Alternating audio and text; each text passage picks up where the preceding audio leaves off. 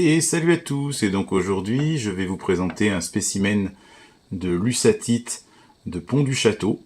Donc c'est une découverte 2008, c'était durant l'été 2008, découverte par Michael Boulot et Mathieu Buisson. Donc on a deux fleurs sur gangue de pépérite avec une fine couche de calcite. Tout ce qui est un peu marron c'est de la calcite. Donc la fleur n'a pas été recollée, hein, elle est à sa place d'origine, fixée sur la pépérite. Enfin, les deux fleurs ne sont pas recollées, hein, c'est en place. Donc c'est assez rare d'avoir ces fleurs sur cette gangue de pépérite, parce que généralement, la gangue étant assez fragile et altérable facilement, et ben, les fleurs ne tiennent pas. Alors c'est un spécimen qui a été nettoyé de son bitume, il y a encore quelques traces par-ci par-là. On a quelques boules de calcédoine ici également.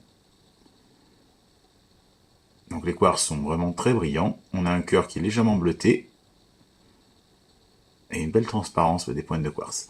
Alors, si on regarde la gangue, bon, il n'y a pas de cristallisation à l'arrière. Par contre, ce qui est intéressant sur cette gangue, c'est qu'on voit les clastes noirs là, de basalte qui sont pris dans la pâte carbonatée.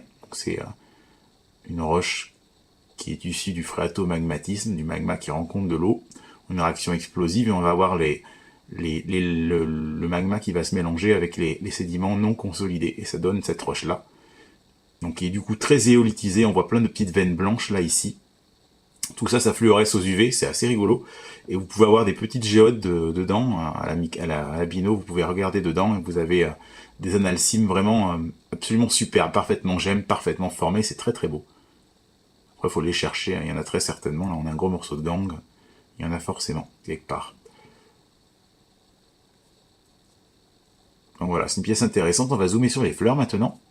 Et voilà, donc on vient de zoomer sur les fleurs.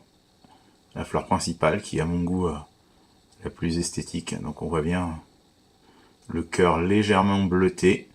Les pointes des quartz transparentes. C'est du quartz hyalin, vraiment. Et on voit aussi, hein, donc du coup, les petites boules là à gauche de calcédoine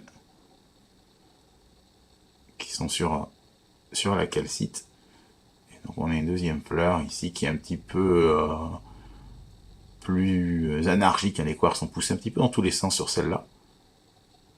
Un petit peu moins bien organisée que l'autre, mais ça reste quand même assez sympathique. Il n'y a pas du tout de dommages nulle part, bien sûr.